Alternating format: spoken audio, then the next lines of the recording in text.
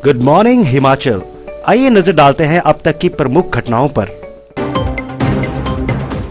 अटल tunnel में सोनिया गांधी की शिलान्यास पट्टिका नहीं लगी तो आंदोलन। बेसहारा गौवंश को सहारा देने वाला पहला उपमंडल बना राजगढ़। 4 साल बाद जागा विभाग, सोलन मीनस मार्ग पर पत्थर हटाने का काम शुरू। मूल उद्देश्य से भटकी सहकारी सभाएं। अब समाचार विस्तार से। अटल टनल में 2 हफ्ते के भीतर सोनिया गांधी की शिलान्यास की पट्टिका नहीं लगी तो प्रदेश में आंदोलन किए जाएंगे। कांग्रेस के वरिष्ठ नेता कौल सिंह ठाकुर ने कहा कि अब धर्मपुर व सराज विधानसभा क्षेत्र में ही काम देखने को मिलते हैं। उन्होंने जोगिंदरनगर में बन रही उहल परियोजना में हुए ब्लास्ट की जांच तेजी से करने की मांग प्रदेश सरकार से की। कौल सिंह ने आरोप लगाया कि प्रदेश सरकार स्वच्छ प्रशासन देने में नाकाम रही है। भ्रष्टाचार चरम सीमा पर है, पर सरकार आंखें मूंदे बैठी है। और लाखों लोगों को रोजगार मिलेगा।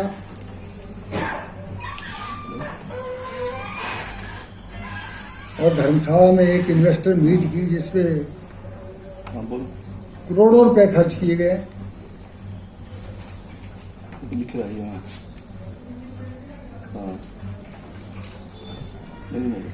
अब हिंदुस्तान की जनता जानना चाहती है कि कितने नए उद्योग हिमाचल प्रदेश में लगे जो लगने जा रहे हैं। जयराम जी को इसका व्हाइट पेपर जारी करना चाहिए और जब ये चालू करने लगे तो इसका जो है पेन स्टॉप हट गया।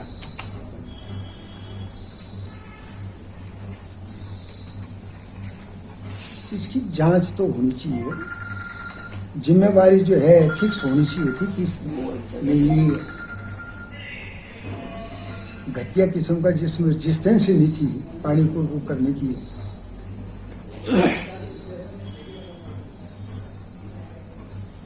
इस पर भी पर्दा डाले जा रहे हैं। कोई जिम्मेवारी नहीं फिक्स की। कितना नुकसान हुआ है तो शुक्र है टाइम पे बचा दिए, तो कितने आदमी मर जाते वहाँ।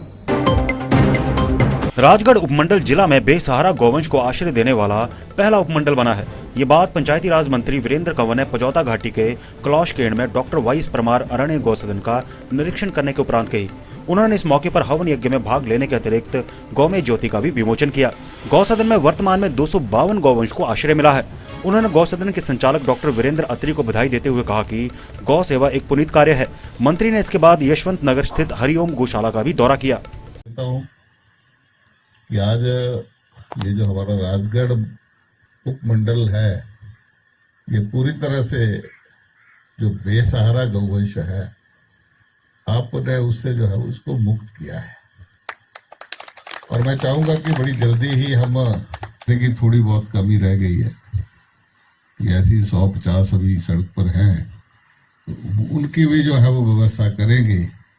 और सिरमौर को सबसे पहले जो है वो गौ जो सड़क पर ना रहे, गौ जो है वो आश्रय स्थल पर जाए। अब सड़कों को जो है वो मुक्ति जो है वो जब हमारी सरकार बनी थी। आखिरकार 4 वर्षों बाद विभाग द्वारा सोलन मीनस मार्ग पर पड़े पत्थर को हटाने के लिए कंप्रेशर लगा दिया गया है। 12 अक्टूबर को दिव्य हिमाचल ने इसे प्रमुखता से उजागर किया था। इसी का संज्ञान लेते हुए विभाग ने 2 दिन के भीतर पत्थर हटाने का कार्य शुरू कर दिया है। 3 जिलों व उत्तराखंड को जोड़ने वाले मार्ग पर भटियूडी के पास बड़ा पत्थर गिर गया था, जिसे लोक निर्माण विभाग ने हटाने की जहमत नहीं उठाई। इसके बाद दिव्य हिमाचल ने इस मसले को प्रमुखता से उठाया और अब विभाग ने पत्थर हटाने का काम शुरू कर दिया है। राजगढ़ नौराधार मार्ग पर भटियूडी के पास सड़क पर गिरी चट्टान यातायात के लिए बहुत बड़ा खतरा साबित हो रही थी, जिसे अब तोड़ दिया गया है। हम आभार व्यक्त करना चाहेंगे दिव्य हिमाचल वेब टीवी और दिव्य हिमाचल समाचार पत्र का, जिन्होंने इस समाचार को प्रमुखता से लगातार छापा और संबंधित विभाग का ध्यान इस ओर आकर्षित किया।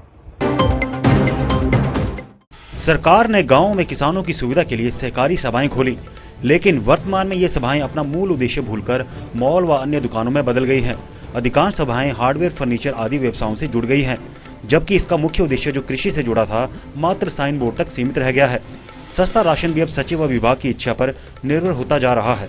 नाम कृषि से जुड़ा है, पर यहाँ ना तो धान, गेहूं आदि के बीज आते हैं, ना ये सभाएं खाद इत्यादि उपलब्ध करवाती हैं। लोगों का कहना है कि सभा जो मर्जी व्यवसाय करे, पर कम से कम सभाओं के साइन बोर्ड कृषि सहकारी सभा के नाम को तो बनाए रखे।